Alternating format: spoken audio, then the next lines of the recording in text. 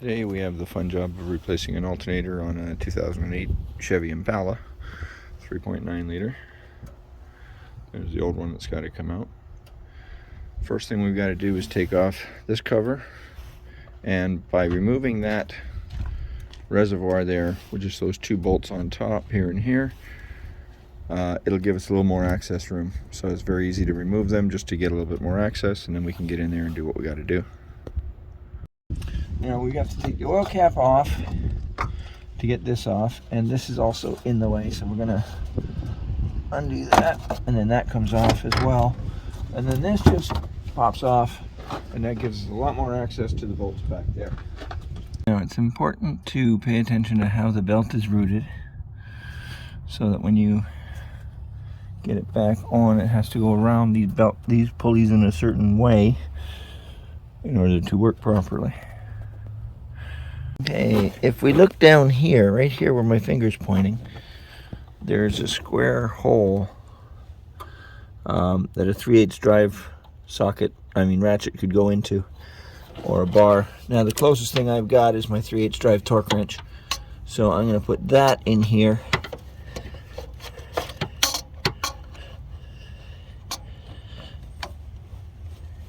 And when I pull on it, it'll move that tensioner and release tension on the belt. Now it's going to take two of us to do this because I can't hold the camera and pull this and move the belt, so I'll come back to the filming when this is off. Now we were able to leave the belt on all of the other pulleys, just slip it out from underneath this idler pulley here and off of the alternator pulley, so we shouldn't have too much trouble trying to put it all back together because we haven't slipped it off too much. But you can see how that's wobbly. That's why this alternator is shot. I can't spin it enough to make the bearing noise, but that's why we're replacing this alternator. So now that the belt's off and out of the way, we've got to undo that bolt. We've got to undo these wires, this one here and this plug here. And there's another bolt here that holds this clip-on that holds this power steering line in. That just has to be undone to move out of the way. And then there's the other nut underneath it, the bigger nut, that has to be undone to unbolt it from the bracket. And there's one more at the front that we've got to undo. That would be down here somewhere. You can kind of see it hiding behind the belt. But anyway, it's back there, trust me. We'll get that off too, and then the alternator can come out and we can put the new one in. Now it can be awful boring just going through all the different steps of undoing the bolts. So I undid the nut on this wire here. It's hard to get this wire just right to grab where you need to pull it off until it's out of the way. I'll be able to see it better then. There's another bolt that goes back in here where my finger is. And there's a bolt on this side that has to come out right here. Got it loose. This one. We can take that out. It wasn't loose, we already undid it, so.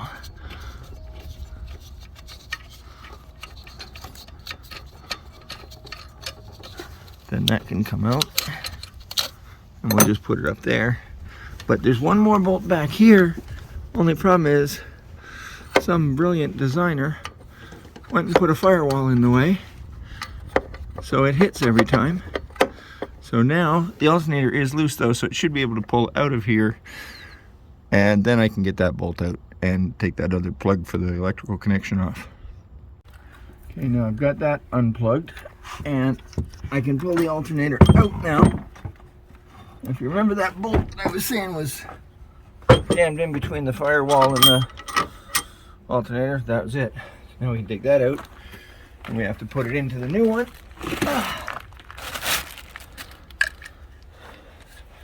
Like this, so then when we put it back in place, it'll already be lined up. Okay, now with that bolt in there, and I put this back in the right general area, and try to get it wedged in in here where it goes, so I can put the bolt through this way. And it might be necessary to just gently persuade it. I might need a bigger, gentle persuader. Okay, so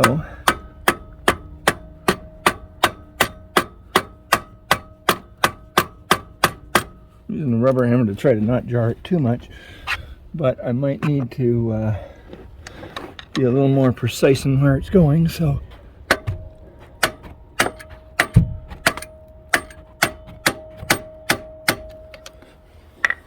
but now it has to wiggle back. So now I'm more or less in the right area. Now remember which bolt goes through there and where I put it. I believe it's this one. Now, I think I might have gone a bit too far, so I can pry it back the way I pried it out. Just enough, there we go, just to get that in. Wiggle the line so it goes past. And that's in, but now I realize it has to bolt to this bracket here. That has to go back on now. And for now, I'm just going to put it in a few turns just to get it started. Holds everything in place. Okay, what I'm going to do, I'm trying to do is tighten this bolt here, which I don't know if you can really see it right where my finger is. Yes, you can. Now, if I put a wrench on it, it takes forever to turn because I can't find a 15 mil gear wrench. And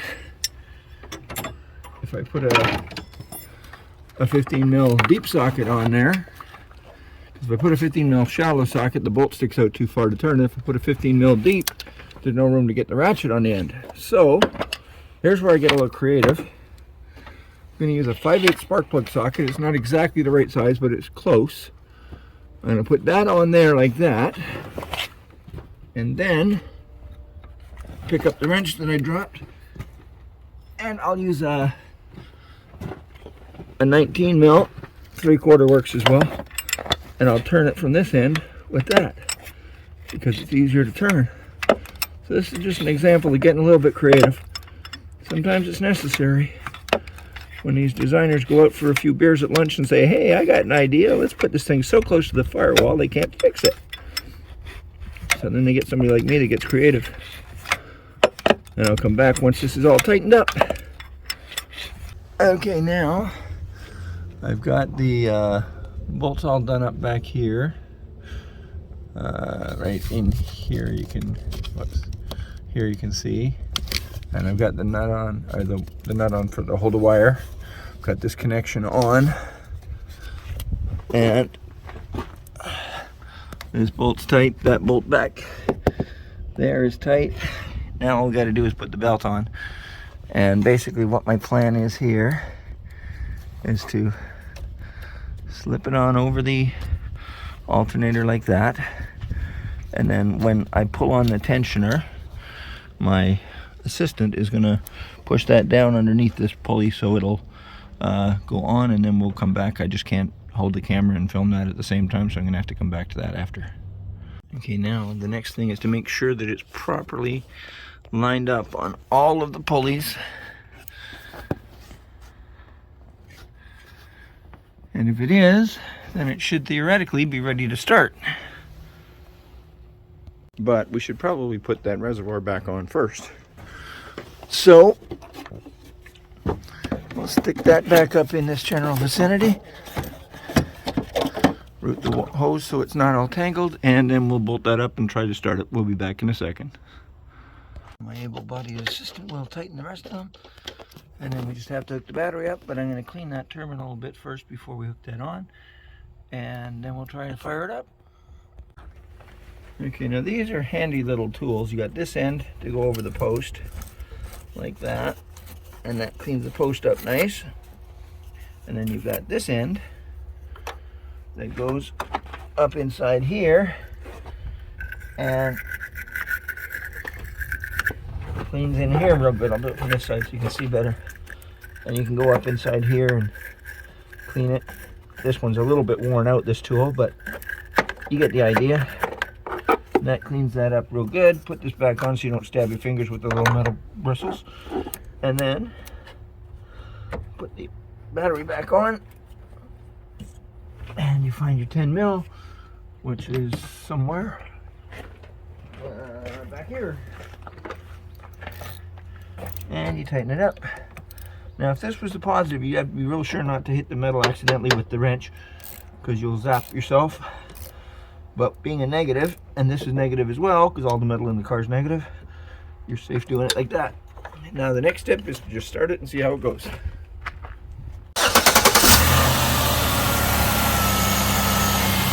And the belt is working. And rev it and see if that noise is gone.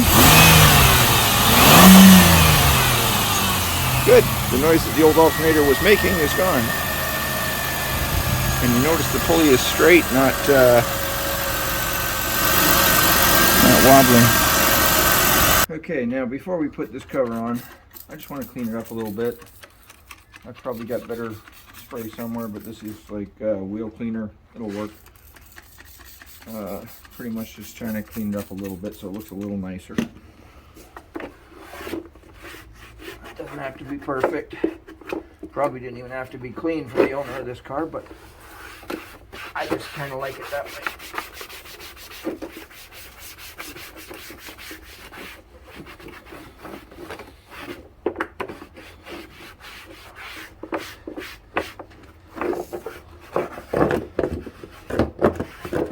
Okay, basically just a quick going over, and then we'll put it on the engine. We're done.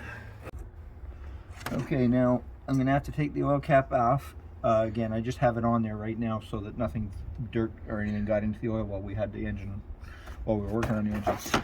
These little bolts with these knobs on the end, just like this one that I took off for the bracket, they go into these little holes here, and that's what clips this on to the engine. So we take this off first, put this on.